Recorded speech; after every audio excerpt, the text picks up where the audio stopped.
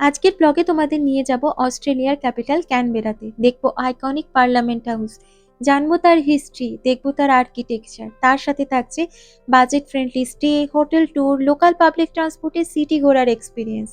চলো তাহলে শুরু করা যাক। আজ শুক্রবার 3 এপ্রিল। এখন ঘড়িতে বাজে ওই 7:10-15 মতো। সূর্যোদয় সবে হচ্ছে।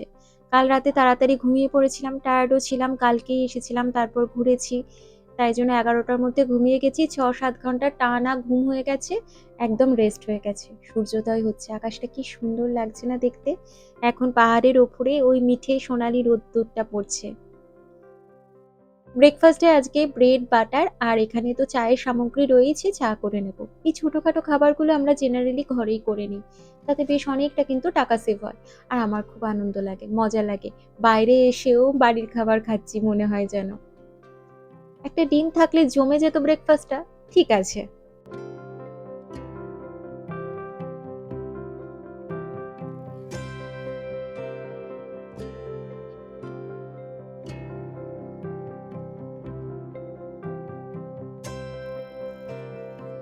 ব্রেডটা তো বাড়ি থেকে নিয়ে এসেছিলাম, সাথে আমি বাটারও নিয়ে এসেছিলাম যেহেতু ব্রেড আনছি।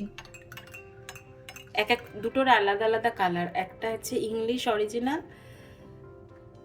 এটা ইংলিশ অরিজিনাল, আর একটা হচ্ছে মিন্ট ফ্লেভার। আমি পাকামো করে মিন্ট ফ্লেভারের চাটা ট্রাই করবার জন্য নিয়েছিলাম, কিন্তু খেতে পারিনি। মিন্ট ফ্লেভারটা কেমন একটা যেন লাগছিল, মানে চায়ের সাথে ঠিক যাচ্ছিল না। তা ইংলিশ ব্রেকফাস্ট যেটা টাইপের, ওটা যেটা ছিল ওইটাই ভালো। তাই জন্য আমি মানে প্রথমে এটা খেলাম, তারপরে আবার ফেলে দিয়ে আবার ইংলিশ ব্রেকফাস্টের আর একটা চা নিয়ে খেয়েছিলাম।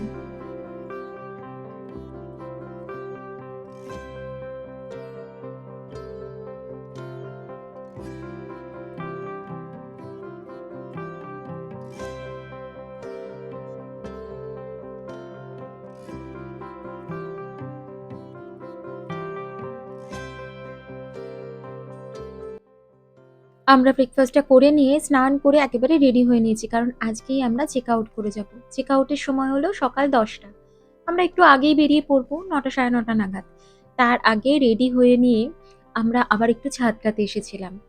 কালকে দেখেছিলাম কমন রুম আর ছাদটা দিনের বেলাতে কেমন লাগে একবার দেখে গেলাম। পাহাড়ে ঘেরা ক্যানবেরা তো, দূর থেকে পাহাড় সবসময় সব দিক থেকে দেখা যায়। বেশ লাগলো।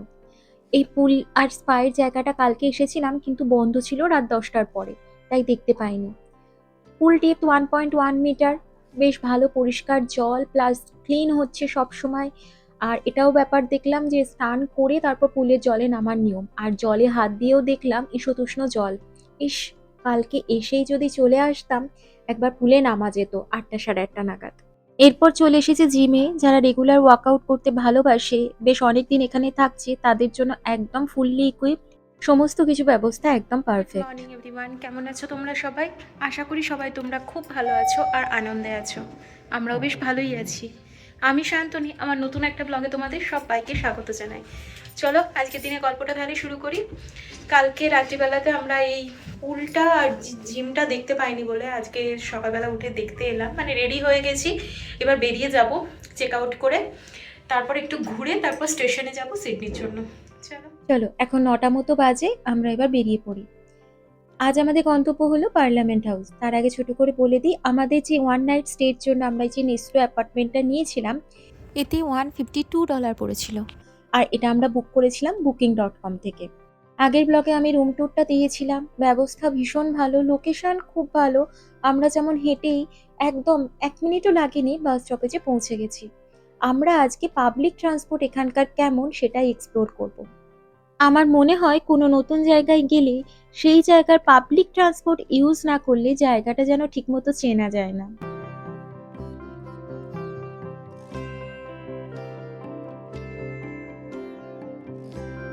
এই দেখো, 57 নাম্বার রুটের বাস যাবে পার্লামেন্ট। প্রথমে সিটি ইস্টে আমরা রয়েছি, ওখান থেকে যাবে পার্লামেন্ট। স্টপটা সিটি ইস্ট, এখান থেকে আমরা যাব, আচ্ছা না এটা না, সিটি ইস্ট এই পার্লামেন্ট হাউস 57টা যাবে। কালকে যেমন আমরা রেগাটা পয়েন্ট গেছিলাম, এটাও যাবে। এক্ষুনি গেল আর সিক্স গেল, এটাও এটাও এরপরে রেগাটা পয়েন্ট, মানে ওই যে কালকে যে লেকটা গেছিলাম ওইটা। তো পাবলিক ট্রান্সপোর্ট একদম যে নেই তা নয়। পাবলিক ট্রান্সপোর্ট রয়েছে, একটুখানি ফ্রিকোয়েন্সি কম আছে বাস। আমরা যেহেতু পাবলিক হলিডে তাই বাসটা একটুখানি ফ্রিকোয়েন্সি বেশি কম। তো দেখা যাক, যদি বাস না পাই এখান থেকে আমরা উবার করে নেব। ওখানে দেখলে রুটটা দেওয়া আছে আর এখানে টাইমিংগুলো দেওয়া আছে। 57টা দেখাচ্ছে পার্লামেন্ট যাওয়ার। তো আমরা ওখানে টাইমও দেখলাম যে 9:46। আমরাও নেটে তাই দেখে এসেছিলাম। দেখা যাক 9:46 বাসটা আসে কিনা। মানে উইকডেজের একটা টাইম, উইকেন্ডের একটা টাইম, মানে হলিডেজের একটা টাইম। তো আজকে তো পাবলিক হলিডে, তো ওই জন্য আশা করা যাচ্ছে যে সানডের টাইম অনুযায়ী চলবে। আমি কতগুলো বাস নাম্বার আর তাদের রুটগুলো এই ভিডিওর মাধ্যমে রেখে দিলাম। এটা আমারও কাজে লাগবে। তোমরা যদি কেউ প্ল্যান করতে চাও ক্যানবেরা এসে ঘোরার জন্য, তো এই বাস রুটের নামগুলো ধরে সেইখানে জায়গাগুলো তোমরা এক্সপ্লোর করতে পারো। যেটুকু আমরা বুঝলাম বা এখানকার মানুষজনদের সাথে কথা বলেও জানতে পারলাম যে ক্যানবেরা সিটির মধ্যে বাস নেটওয়ার্কটা বেশ ওয়েল অর্গানাইজড। মানে হয়তো একটু সময় বেশি লাগবে যেহেতু অনেকটা রুট ঘুরে যাবে, হয়তো 15 মিনিট তোমাকে দাঁড়িয়ে থাকতে হতে পারে, কিন্তু মেন রুটগুলো দিয়ে সিটির ইম্পর্টেন্ট জায়গাগুলো ইজিলি কানেক্ট করা। বাসগুলো জেনারেলি ক্লিন, অন টাইম আর কমফোর্টেবল। এই দেখো, কথা বলতে বলতে একদম প্রপার টাইমে 57 নম্বর বাস চলেও এসেছে আমাদের হাতে। মানে সোমনাথের হাতে যেহেতু ট্রলি ছিল তাই জন্য বাস ড্রাইভার নিজেই কিন্তু বাসটাকে একটুখানি নিচু করে দিলেন যাতে ট্রলিটা নিয়ে উঠতে অসুবিধা না হয়। টিকিটের ব্যাপার বলে থাকি, আমাদের কাছে ডেবিট কার্ড ছিল। ডেবিট কার্ড দিয়ে ট্যাপ অন আর ট্যাপ অফ করলেই টিকিট কাটা হয়ে যায়। ডেবিট কার্ড যদি না থাকে, যেমন সিডনিতে ওপাল কার্ড, ভিক্টোরিয়াতে মাইকি কার্ড এরকম আছে, সেরকম এখানেও ট্রাভেল কার্ড রয়েছে। সেটা ট্যাপ অন আর ট্যাপ অফ করলেই হয়ে যাবে তাতে টিকিট কাটা। আর ভীষণ কমফোর্টেবল জার্নি, তোমরা বুঝতেই পারছো। আর একটা দারুণ জিনিস সেটা হচ্ছে যে এইরকম স্ক্রিনে পরে স্টপেজটা কি আসছে আর কতক্ষণ পরে আসছে সেটা সব সময় শো করছে, আপডেট হচ্ছে। এই দেখো, কালকের ওই যে রেগাটা পয়েন্টের লেকটা, ওটার পাশ দিয়ে এলাম, কি সুন্দর লাগছে না? তোমরা বুঝতেই পারছো ভীষণ কমফোর্টেবল জার্নি। তাই বলবো যারা ফার্স্ট টাইম ট্রাভেলার তাদের জন্য এটা বেশ কনভিনিয়েন্ট।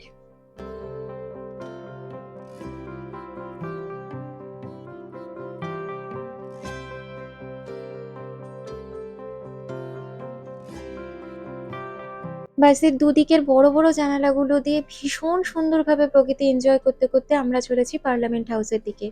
বাঁ দিকেই দেখছো যেটা, সেটা হলো পুরোনো পার্লামেন্ট হাউস, এর ওল্ড বিল্ডিংটা আর কি। এটা থেকে একটু এগিয়েই সামনে হলো নিউ বিল্ডিংটা।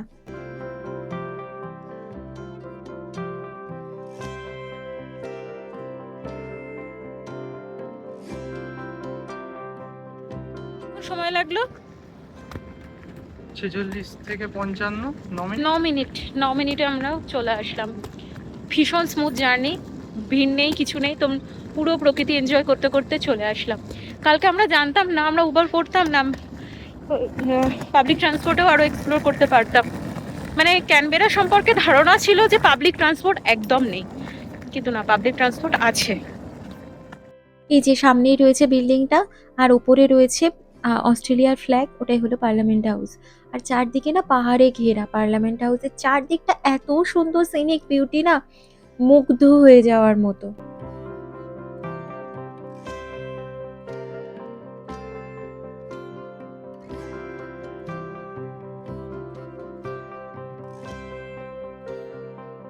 দারুণ সুন্দর আর প্রচণ্ড রোদ্দুর, তাই জন্য আমরা এবার সামনের দিকে যাব।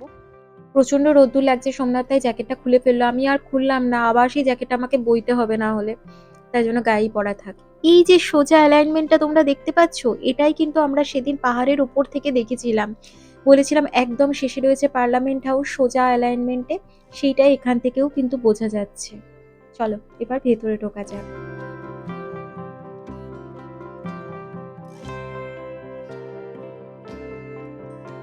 এবার পার্লামেন্ট হাউসে ঢুকবো, তো ঢোকার সাথে সাথেই যেটা হবে সেটা হলো একদম কড়া সিকিউরিটি চেকিং, একদম ফ্লাইটের মতো। ব্যাগ স্ক্যান, মেটাল ডিটেক্টর সব কিছু প্রপারলি চেক করা হয়। আমরা যেহেতু ট্রলি নিয়ে বেরিয়েছিলাম, তো ওটাও স্ক্যানে দিতে হলো। আমার হাতে যেহেতু শাঁখা পলা লোহা বাঁধানো এগুলো আছে, তাই ওরা সেগুলো খুলতে বলে। তো আমি রিকোয়েস্ট করাই, ওরা সেটা মেনে নেয়। শুধু বলে যে ওরা যেভাবে চেক করতে চায় সেভাবে আমরা চেক করতে দিতে হবে। হাত দুটো তুলে ওরা প্রপারলি ফুল বডিটা চেক করে নেয়, কোনো প্রবলেম হয়নি। এরপর আমরা ঢুকে গেছি আর ট্রলিটা রেখে দিয়েছি ইনফরমেশন সেন্টারে। ফেরার সময় একটা টিকিট দিয়ে দিয়েছে ওরা, সেটা দেখিয়ে ট্রলিটা আমরা কালেক্ট করে নেব। ওরাই বলে যে এটা নিয়ে ঘুরতে তোমাদের অসুবিধা হবে, তোমরা এটা রেখে যেতে পারো। তো আমরা ট্রলিটা রেখে এখন ঢুকেছি দ্য গ্রেট হলে।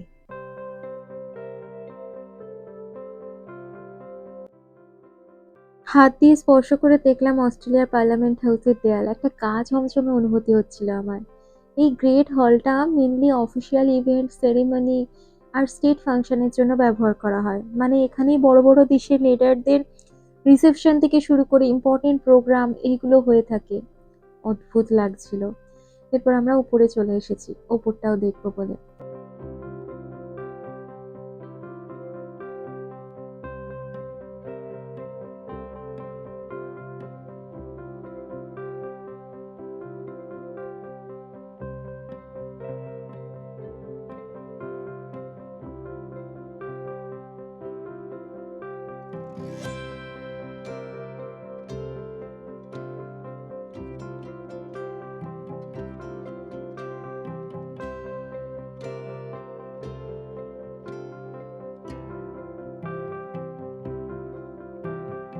এখানে পার্লামেন্ট হাউসেরই একটা রেপ্লিকা মডেল তৈরি করে রাখা রয়েছে, যেখানে আলোচনা হচ্ছে, ডিসিশন নেওয়া হচ্ছে, মানুষজন বসে আছে।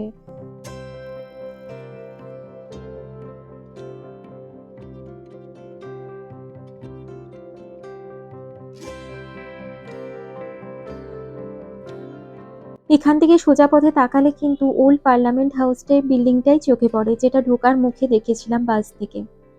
আসলে 1988 সালে এই নতুন পার্লামেন্টের বিল্ডিংটা তৈরি হয়, আর 1927 সালে ওল্ড পার্লামেন্ট বিল্ডিংটা তৈরি হয়, আর ওখানেই সমস্ত কিছু ডিসিশন, ল, হিস্ট্রি ওখানেই চলছিল। তারপরে অস্ট্রেলিয়ার গভর্নমেন্ট আস্তে আস্তে বড় হতে থাকে, মানুষ বাড়তে থাকে, তার একটা বড় মডার্ন জায়গা তৈরি করার দরকার হয়ে পড়ে। আর 1988 সালে এই পার্লামেন্ট হাউসটা তৈরি হয়। ডিজাইনের মধ্যেও একটা সিম্বলিক মিনিং কিন্তু রয়েছে। নিউ বিল্ডিংটা পাহাড়ের মধ্যে তৈরি, আর তার সামনে দিয়ে একটা স্ট্রেট অ্যাক্সিসে, যেটা দেখালাম, ওল্ড পার্লামেন্ট হাউসটা দেখা যায়। এটা দিয়ে বোঝানো হয় পাস্ট থেকে প্রেজেন্টের কানেকশন, মানে হিস্ট্রিকে সাথে নিয়ে নতুন ফিউচার তৈরি হয়।